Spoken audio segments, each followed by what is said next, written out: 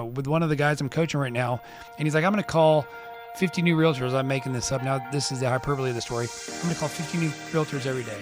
I'm like, bro, let's just start with one. Have one conversation a day. And he's done it for 3 weeks. And he's like, dude, I've gotten so busy.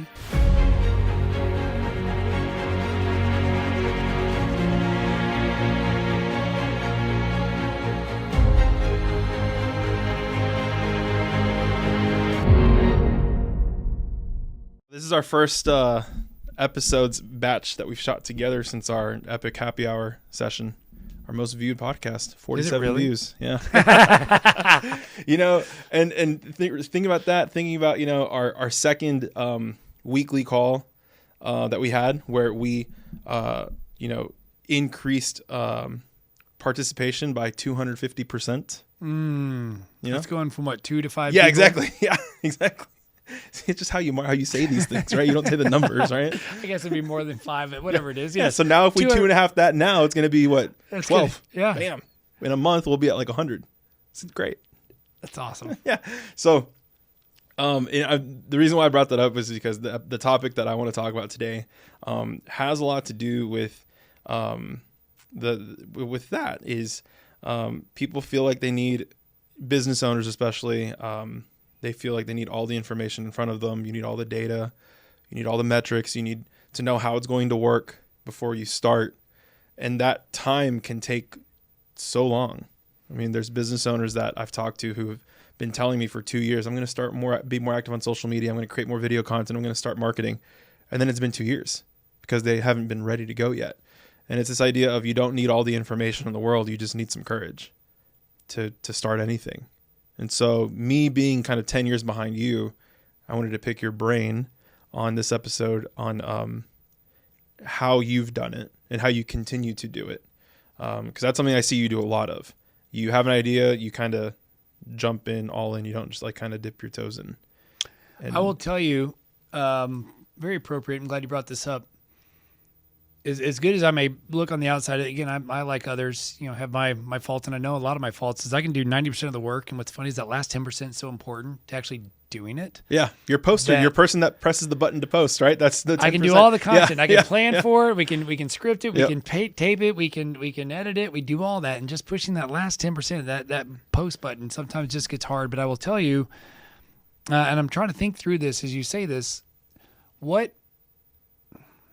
when do you know? Because there is something to be said for being prepared. Yeah. Right. So, for example, Abe Lincoln or whoever said it, like if you give him 4 hours to chop down a tree, he's going to spend the first 3 hours sharpening the axe. Yeah, in the last hour, actually, right. Right, the last hour actually doing it. But the reality is there's still that last hour of doing it. Yeah. It is fun to plan.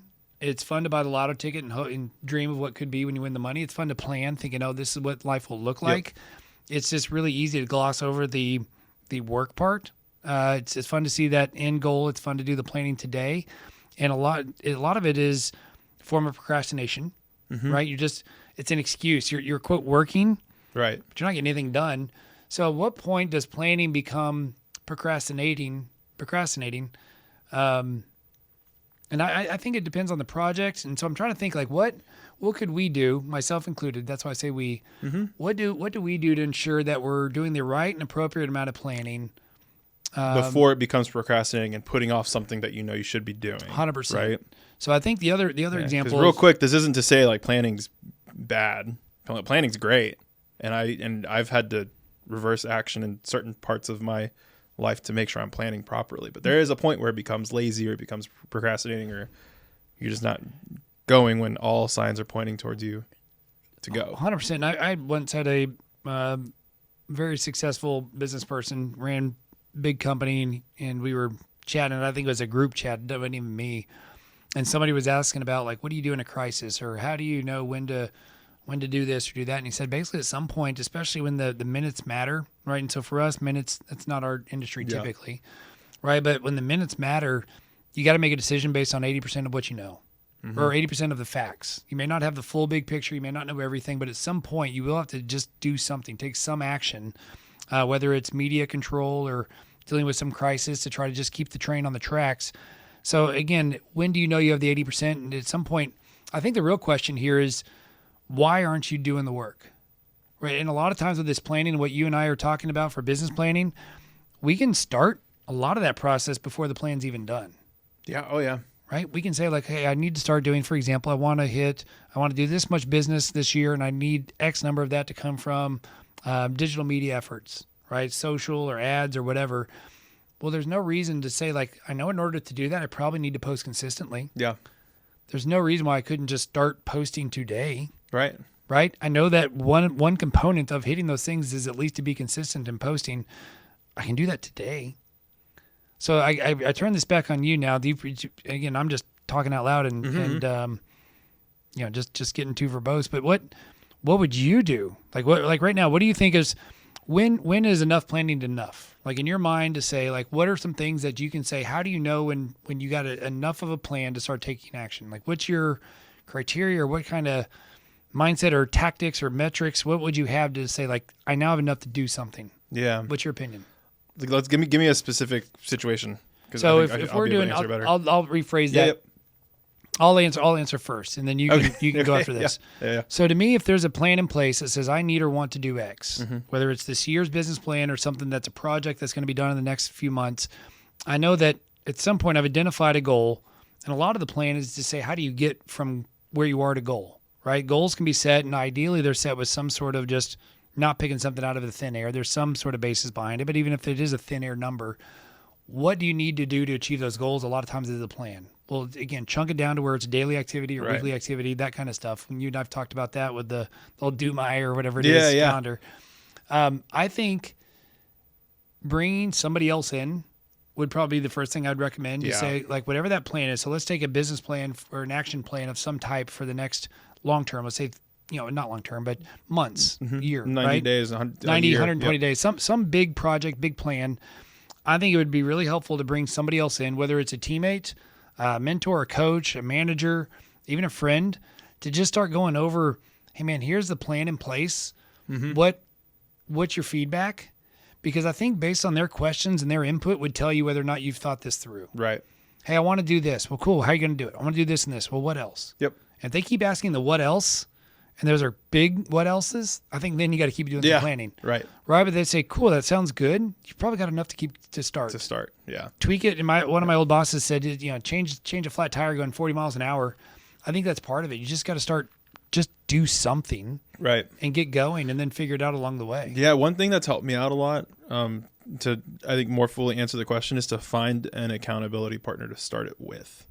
I have he's actually a client, younger than me, but we were both in conversation saying we both need to create more, user generated content, more organic content on social media. So we both said, he kind of said to me, why don't we do a 30-day challenge? Like every day you post, loser has to do something that they really don't want to do. So we picked a half marathon. I hate running. So whoever doesn't post in that 30 days has to sign up for the Irving half marathon. And I really don't want to run a half marathon.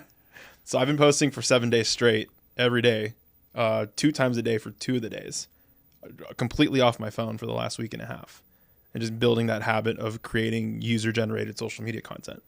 And that's helped a ton. Just the motivation of not wanting to do something. I think if I lose.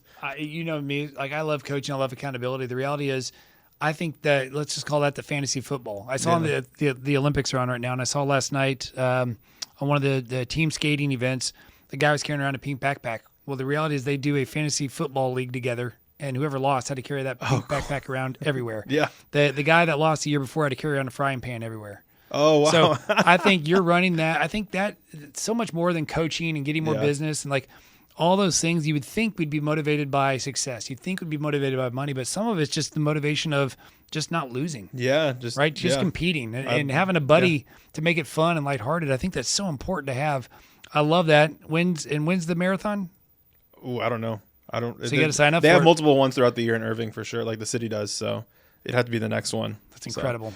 I really don't want to do it. Don't lose. You won't be able to walk. Yeah. Going from nothing to 13. I already have my next 4 or 5 days planned out completely, and I know exactly what to do. So yeah, I'm not going to lose this one. Love it. But so I think that's one part is having coaching and accountability and or third party that comes in. So to validate or to give objective advice that you trust. Yeah. I love that. So again, to recap, if you're having trouble getting started, at some point, how much are you planning too much? One is find an outside opinion to come in and ask questions and give you some feedback. Number 2 would be the finding the accountability for sure, right? I think a third thing to know, like, are you preventing or what's preventing you from starting is your plan broken down into, the SMART goals, right? The Yeah. SMART, the specific, measurable, actionable, right, realistic, and a timeline. I think to the point of being on a daily piece. If you said, I want to fund or I want to close this many deals this year, and okay, how are you going to do that? Well, I'm going to get, this many realtors. Let's use mortgages. I'm going to do this many realtors to send me closed loans. Cool. How are you going to do that? Right? Because it's not, at this point, it's not smart, right? It seems like such a big, huge, very broad, right? So, okay, I'm going to have 30 new realtors send me at least one closed loan this year. Cool. How are we going to do that? Right? Yeah. Right? Well, I need to meet and see realtors and get to be known. How are you going to do that? How are you going to meet them? Right? Well, I could probably market to them. Cool. How are you going to do that? Well, it means once a week I'm going to send out this email. Awesome. Anything else? Probably need to call them. How often? Once every 3 weeks. Okay, cool. So how many are you going to call all? Right. If it takes 30, like chunk it down to where by the end of it, you probably already know the answer. Yeah. At the end of it, call 15 realtors a day. Right. It'll take you 1 hour. And it's like be obsessed with that versus I need to make this much money this year, or I need to get this many realtors in. Just call your 15 a day, and after a year, you'll probably be there. Well, think about it. If you call 15 people, if they don't know you, it's about a 30% answer rate. So that means 5. You're actually going to have 5 conversations today because the other 10 are going to blow you off and not answer your phone call. 5 conversations times 12 minutes, you're right at 1 hour. Like it's one of those things where, hey, if I said you had to have 5 conversations to go just crush your goals, most of us would be like, I can have 5 conversations a day. Yeah. And so I'm, with one of the guys I'm coaching right now, he and I kind of were playfully he's like, man, I can't believe I do this much business despite the fact that I'm not doing, all the things I should be doing. And he's like, I'm going to call 50 new realtors. I'm making this up. Now, this is the hyperbole of the story. I'm going to call 50 new realtors every day. I was like, bro, let's just start with 1. Have 1 conversation a day, not just dial, but a conversation with 1 new realtor a day. And he's done it for 3 weeks. And he's like, dude, I've gotten so busy. Isn't that amazing? Wow. Shocking and good and it's to his credit. I didn't do anything. Yeah. But it just shows if you do something consistently and small chunks. And so he and I were actually talking in 2 days for our next call. And we did talk about how you need to do it for 30 days. We said, do it for 30 days before he's like, I could do more. I was like, don't do more. And we're just going to try to up it to 3. 3 conversations a day. And if you do those little things with the business plan, and again, people I think overcomplicate that piece.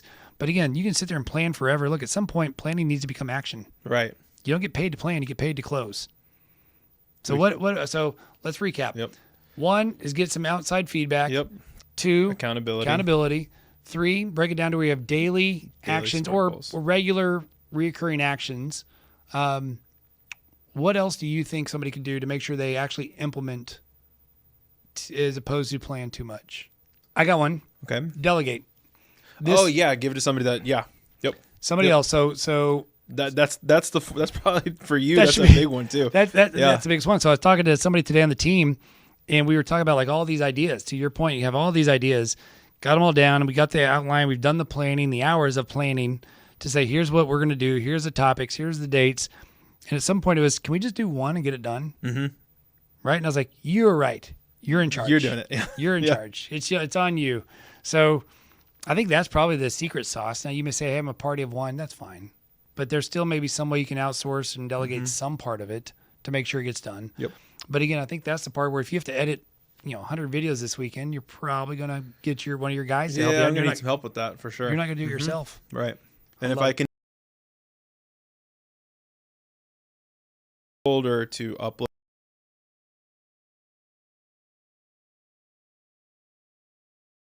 to develop more business, right? To actually grow this thing. I love it. Yeah. So what are the 4?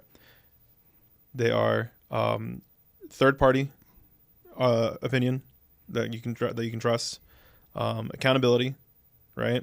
Especially for something negative, right? Like you leave something negative. Number 3 is break down the plan into Smart goals, right? Little chunks. And then 4 is delegate. I think those are good. That's solid. I really do. Because again, solid. I think the first part, again, to recap, having that external person tells you if you're really procrastinating and or you're ready to actually take action. And again, in most cases, you can probably take some action before the whole plan's done. So I think that's the part that you have to just be honest with yourself. Get a coach or accountability partner to help hold you accountable to make sure these things get done, and ideally with some consequences or carrot or stick, you pick. Yeah. Um, Or that you're paying at least, right? Like you're like losing something, like it hurts a little bit. 100%. Yeah. Break it down into daily activities Yep. or something very small that you can manage and handle, and trust the process that the good will come, because it's tough to do something every single day when there's not immediate results. Yeah. You got to trust that process. And then lastly, delegate, even if it means a third-party vendor that you have to pay, delegate somehow, some way to make sure that it gets done. Yep. Love I like that. Love This it. one's very tactical today. A little short, little.